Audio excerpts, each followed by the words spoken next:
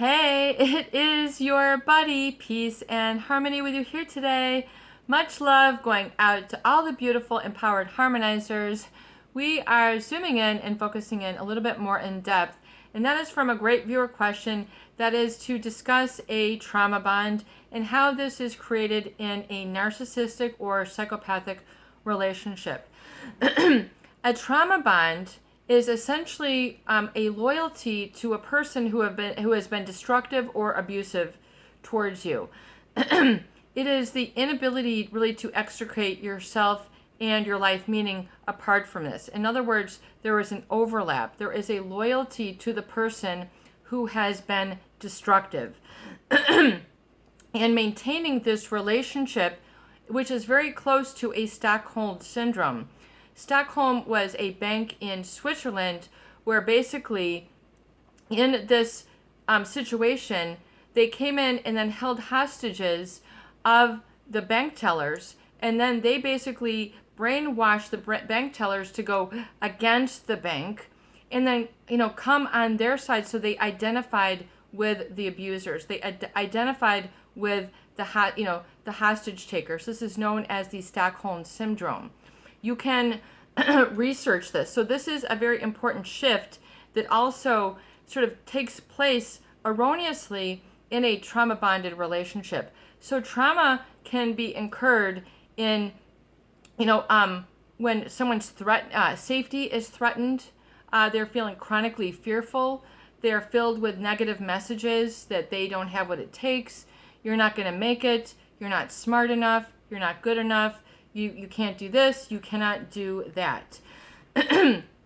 And there is then a loyalty to this person who has inundated them with the negativity. And oftentimes people who are codependent, they don't know how to filter this out. They don't have a strong enough sense of self.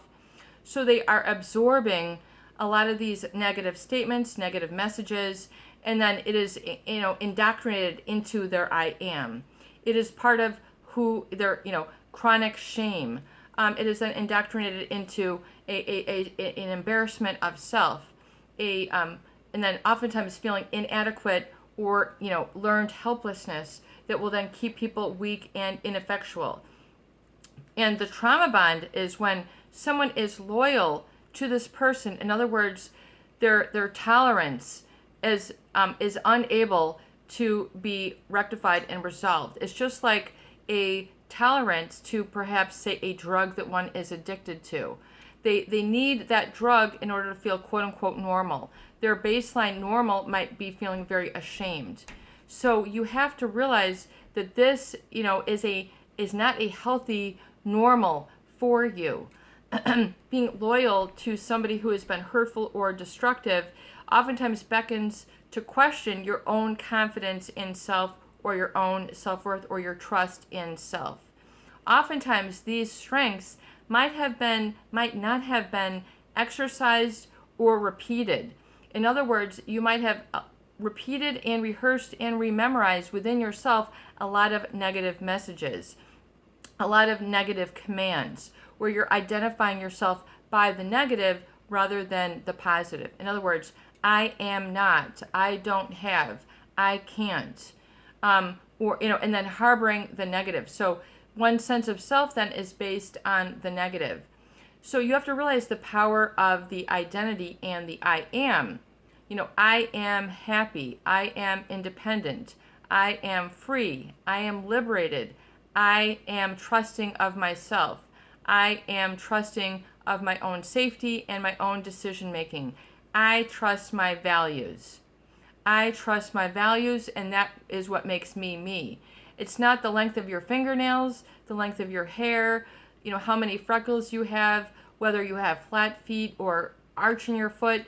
I mean, your center is the center of your being, and it's best to open that up and get out sort of the negative emotional weeds that are constricting or taking out too much of your energy, or sort of what I call your internal real estate. Your internal real estate is that with which you have within your I am. Are you allowing it to be defaced? Are you allowing it to be protested against? Are you allowing your real estate to be vandalized? have the windows broken, someone's defacing the garage. What is going on with your I am? Be able to be rigorously honest with yourself as you take a step back and to check out this experience within you. And are you being loyal to a thought which no longer serves you, or loyal to a judgment of you that is no longer correct? And that is oftentimes, at the hands of someone who has a ulterior motive where they benefit from you being down, scared, ineffectual, and you don't. So you have to be able to, change the tide of your emotions. You do have the ability and right and ability to do this, but oftentimes people have been taught to the contrary. Focus on how bad you are. Focus on how you don't fit in. Focus on what you have not done. And this becomes then the shame that binds you to a trauma bond. In other words, feeling that this person knows better than what you know for yourself. Sure, people can help you out and teach you and instruct you, but you can also learn for yourself, and that is about self-belief. That is about, respect of self and increasing that despite what is going on around you. And this is important that you establish a sense of health in what you're being loyal to. Trust the process. It's very confusing when someone continues to be in a abusive relationship and they can't break free, oftentimes because they don't feel strong enough. They don't have the I am that is based on enough reality testing or within themselves to sort of get over that initial hurdle that it takes to extricate yourself or remove yourself from these sort of manipulations. In other words, they're so used to the manipulation that they're only responsive to those commands which are based outside. And so, you might feel that you're you might feel ineffectual. This, I think, is a very good sense of a trauma bond. In other words, you don't feel that you can do specific things for yourself that you should be able to do or feel. Particularly if the trauma bond was begun in a childhood, it's very interesting to note that children, when they are around hostility, negativity, or people fighting, especially if they have, narcissism in their family or what have you, children, especially, 0 through 7, tend to absorb this and attribute the fault or attribute the unhappiness to themselves, to their own presence. They feel that if they were only behaving different, that the narcissist would be happy. So they take on undue responsibility for the happiness of others, especially if they have been taught, you make me unhappy, you make me miserable, you make me sit, you're, unbelievable, whatever sort of judgment that might have been slung at you through words, looks, the written statement, negative grades in school, or what have you, that is accumulating and mounting up to a trauma bond that you, because of the guilt or because of the internal message that you have been taught that you are not good enough, you're not strong enough, you're not a man, this is for men, you're a woman, this is for women, you don't have this, you can't make it, the naysayers, the people who shoot you down, so you never even give it a chance.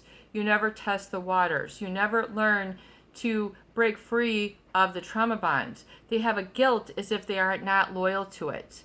They have a guilt, a fear. If they are not loyal, it can become a chronic anxiety and really a complex post-traumatic stress syndrome situation where they're very fearful of things which are now interpreted as fearful. It's like a code. It's coded that you should be scared, especially right now. I think during the pandemic where there's quarantine and such, and a lot of people don't have access, to being innovative or resourceful on their own. They they find themselves in these unprecedented times, and they are in a sort of situation where they're feeling uncomfortable, out of their comfort zone, and don't know how to cope. So, feeling loved or feeling rewarded, I think can be a deficit right now, especially if a lot of these are contingent or condition-based experiences, particularly those people who might have lost their job. They don't have the same reinforcement. They don't have the same people around to sort of keep them in line. So they haven't internalized this as of yet. So it's a very important opportunity. Although people are interpreting it as a crisis, it's very important that you re-identify this as an opportunity and not as a crisis or an opportunity where everything is going to be terrible for you. I mean, this is catastrophic thinking. So you need to reframe the thinking that is inhibitory or inhibitive of you. In other words, I can no longer go to the grocery store. I can no longer get this chicken because it's now based on limited, supply. I'm losing my rights as a person. People will go on that, what I call negative orderly direction thinking, in the train of the negative.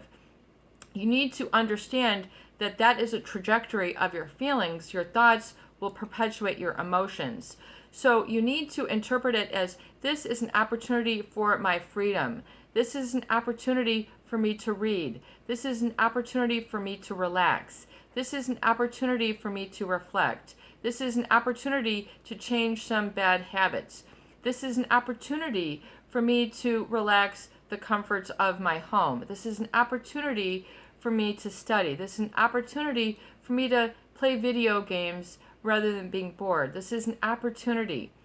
So continue to realize that this is an opportunity, not the end of one's happiness. So you have to reinterpret it and reframe oftentimes what is going on. So especially if a lot of people are sort of very addicted or base their I am based on their behaviors. In other words, people, there was a gal who did a very interesting study in psychology in her master's, and she looked at the different of the self-esteem from a professional who had lost their job.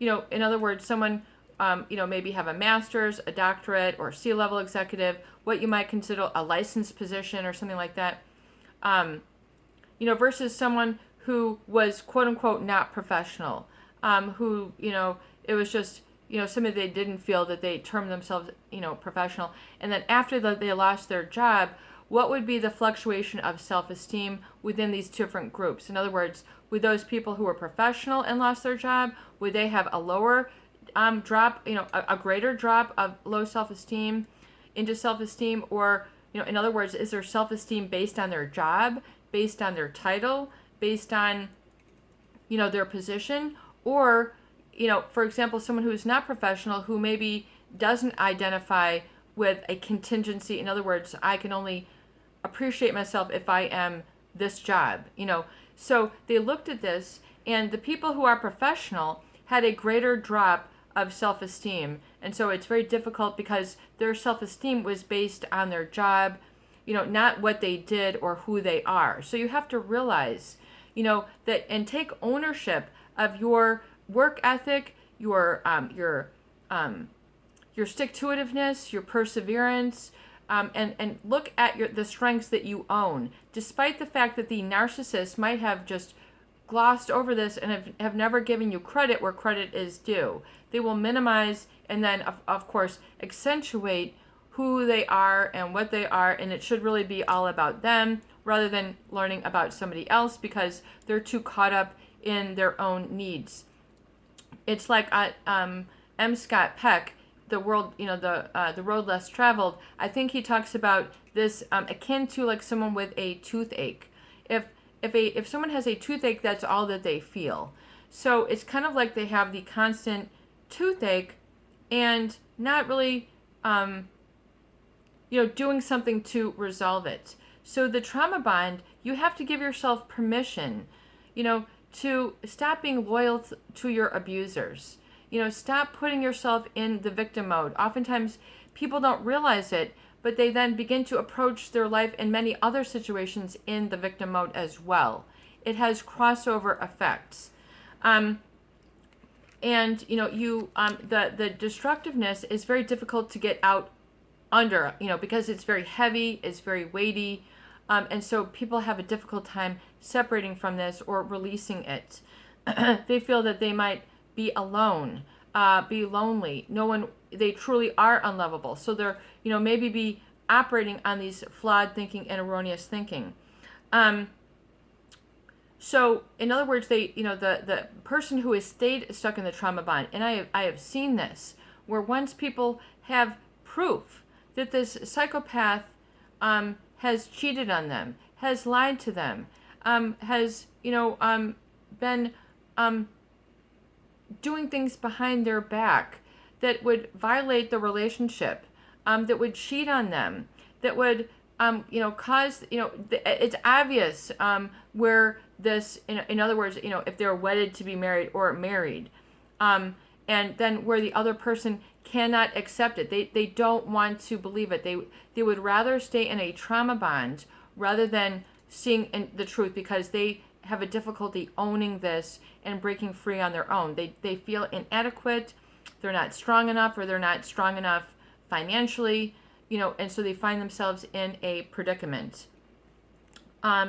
So, realize that this oftentimes being stuck is based on flawed thinking. In other words, it's how you're interpreting.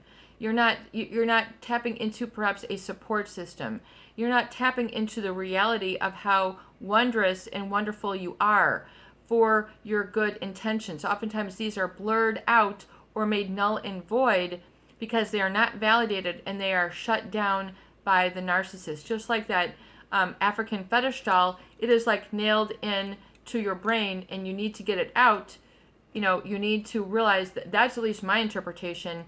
If someone else has other interpretations, you're welcome to, how you understand this. But you have to get out that flawed thinking, and it's okay. You are okay to remove the trauma bond. Oftentimes people, they feel like they will be a nobody without the trauma bond. They don't know where to begin. Well, realize that you need to gradually slip out of that and stop being loyal to the negative. You need to get up some steam, some momentum in your I am, and realize that this is your God-given inalienable right, to pursue your happiness. I mean, this is written into the U.S. Constitution. We have people from other areas of the globe and the planet. How do you feel about this, or how does your country or your society reinforce this? And realize that this might then be a repeated message in your community or your society. So you have to take matters back into your own hands.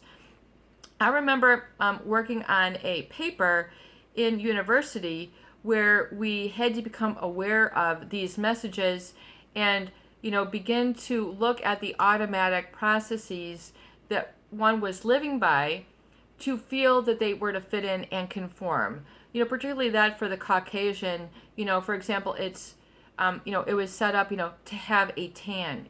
A tan is, healthy look. It shows that you were on vacation. It's a status that you have enough time to enjoy the sun. I mean, there's all sorts of meanings that are derived, back in the day. I mean, we're talking 20, 30 years ago, 40 years ago, when perhaps that was a societal value. And then you had the tanning beds, people are never happy with what they have. So this is an example of, something that you're traumatically bonded to. A lot of people were addicted to the sunbeds back in the day. It's a similar thing where you don't feel enough without, having a specific element, despite that it's it's destructive or damaging to you. And so you have to be willing. We had to research this and say, what, all this in the media that's reinforcing to be this way, I don't have to be that way. This is, based on an erroneous proposition that unless you have a suntan, you are not refreshed, relaxed, have money for a vacation, or whatever it is that has been drawn up or sort of connected in advertising or social norms. So we had to do a study where we basically were able to identify this and stop the negative behaviors that were falsified.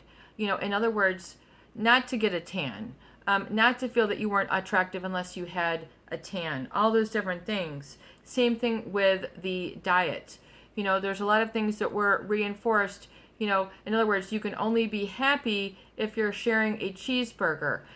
Family gatherings are only about hamburgers, and if you are not this, then there's something wrong with you.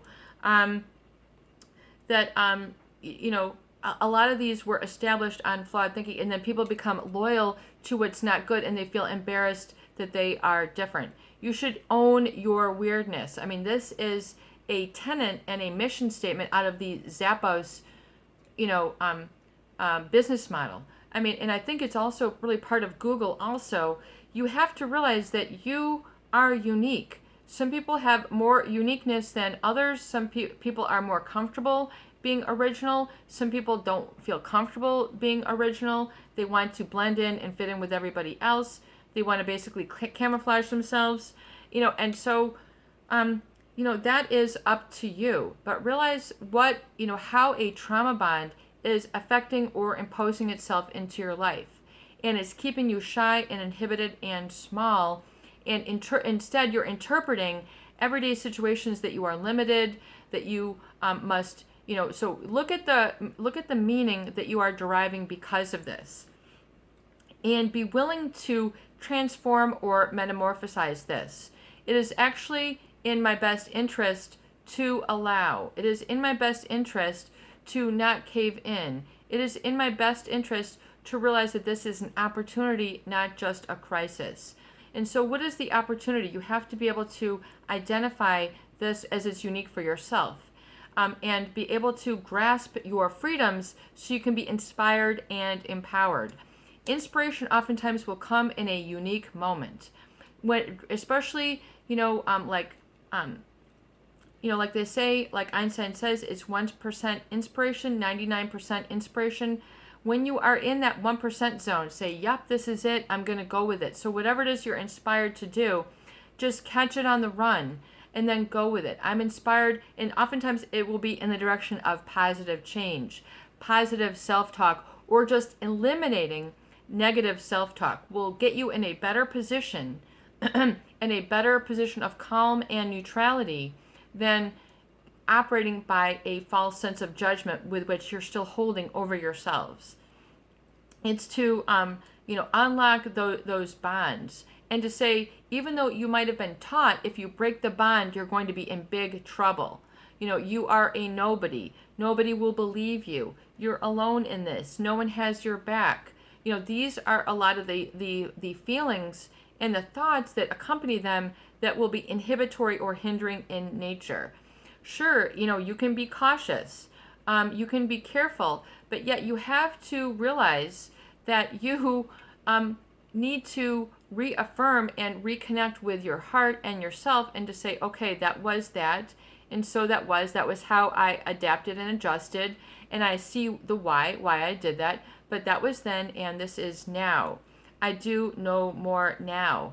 And realizing if you're feeling or interpreting you're feeling stuck and you are inadequate, or you need to get some stronger legs under yourself financially, you're finding yourself, then you need to identify and be able and strong enough and release the guilt so that you can have some things in your I am that are based on your liberation and your freedom, and that are interpreted as such. In other words, it's not that I'm limited, I'm actually free in other ways. In other words, for example, let's give an example with the pandemic. A lot of people are used to shopping, going to work, walking the mall, going to their health club. There are a lot of outlets that people usually keep on the routine, and all of a sudden those have been ripped away. They are no longer engaging those behaviors. Rather than feeling that life is against them, that they are weak, that they aren't going to make it, I am, embarrassed of my state, I'm embarrassed to be home, I'm bored, or, all these sort of shame, realize that that is just the negative, trying to get hold of you. You have to cease and understand and reframe the opportunity. This is actually an opportunity for me to increase this is actually an opportunity for me to learn too. This is actually, I've embraced my limitations, and they are for a reason. Embrace your limitations. Oftentimes in the eyes of a narcissist or a psychopath, they feel that they live without limits. They are limitless. They act by entitlement. They act by pathological lying or trying to pull one over on others. So you might have then felt that if you were anything less than this, that you are not good enough, or you should be very, very afraid for yourself. So realize that oftentimes that fear has been instilled in one somewhere along their journey, and to say, wow, that's a seed that I don't really want to have and strangle my life at this time. I would actually like to let that go, and I don't want to grow this trap in my garden anymore. I don't want to be fouled up by this anymore. I don't want to be, catch a snag from this anymore. And this is where it has to change. And identify the change point. Being willing in the privacy of this video to identify the change point. When you go, okay, I need to realize I have tolerated this for too long. I have let this go. There is a great, and this can come from a male, a female, at your workplace, your family, your community, wherever it is, where you need to adjust this. And raise your standards. I'm no longer going to tolerate this. Tolerate the abuse. Tolerate, people taking advantage of you. Tolerate being treated like an object. Tolerating being treated like a sex object. Tolerate being treated like you are stupid or dumb.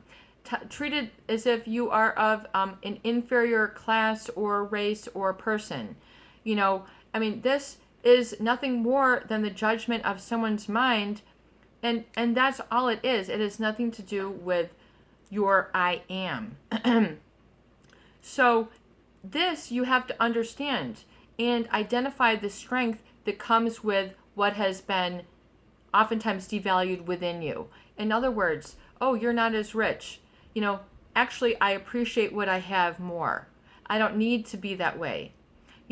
Oh, well, you don't have a degree, and then the narcissist might have these judgment, or you don't have this, you don't have that. Yes, but I do have life experience. I do have this, I do have that. Even though they don't see it or are willing to validate it to you, you must know the positive qualities that you own and possess. Oftentimes people can't claim this because they have not had this reinforced and rememorized from their sphere of influence. So that begs the need. You need to get a support group and a sphere of influence, what Napoleon Hill would call the mastermind, which are surrounding yourself. Your income, they say, and really I think who you become is determined by the people you surround yourself and the books that you read. So if you're surrounding yourself with people who are narcissistic, psychopathic, people who are taking advantage of you, who have hurt your feelings, or your feelings are still sensitive to being hurt, that is a good indicator that you need to shore up and strengthen your I am. Because if your I am was strong, they would say these things and it would just roll off your back. It's like being able to test your energy. Just like a login. Let's say, you logged in, you're not sure if it's going to work, so you're going to test it. You need to do the same thing with protecting your energy. You need to double check your boundaries and your standards. Realize, where did your bar go so low? And where can you slowly raise your bar up of what you will tolerate? And identify, what did you tolerate before that I should have gotten away from, but I didn't know better at that time, and in the name of love, I took the abuse. Oftentimes there is a very strong impetus or reason for staying in the abusive relationship. A lot of people could not have survived if they did not have that. They might have been a child, they might have been a teenager, they might not have any job skills, they could not escape the situation. This is part of a trauma bond, and why it's so strong. Just like people who have fought in war, it was unescapable. Can you emerge from this now? Is this a yes or a no? We've had, and this unequivocally is a yes. You have to put the resources and solutions in front of you.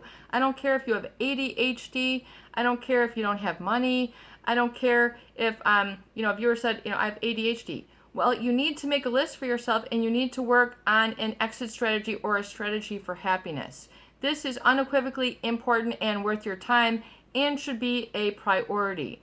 Stop the cycle of abuse. Get away from domestic violence. Get away from pathological liars. Get away from people who serve to brainwash and gaslight you, who cheat on you, who you have continued to take back time and time again, who have, devalued your children, devalued your family, made fun of what you have, made fun of you, sarcastic, sardonic comments. You don't need it. You do not need to live in corruption or corrosion of your I am. You don't, despite perhaps, what you have been fed either through source or sources. Eliminate those sources today. They should be non-existent, irrelevant in your mind, and unequivocally make an unimpression in you. I am not impressioned or a counterforce to this negative force anymore. You disengage and you detach and you become empowered. You begin with a very simple I am, I deserve, and I hold my head up and I hold my backbone up high and I hold my gut in, my self-esteem. I am. Learn the physiology and engage this positive physiology, and then you'll begin to create and hear the solution. It has to start at the physiological level. This is your buddy. Peace and harmony with you here today. I hope the videos do help. Please share, please subscribe, and my goodness, please donate for more great tools, videos, discussion, and support. Peace be with you, and have a beautiful day. This is your time.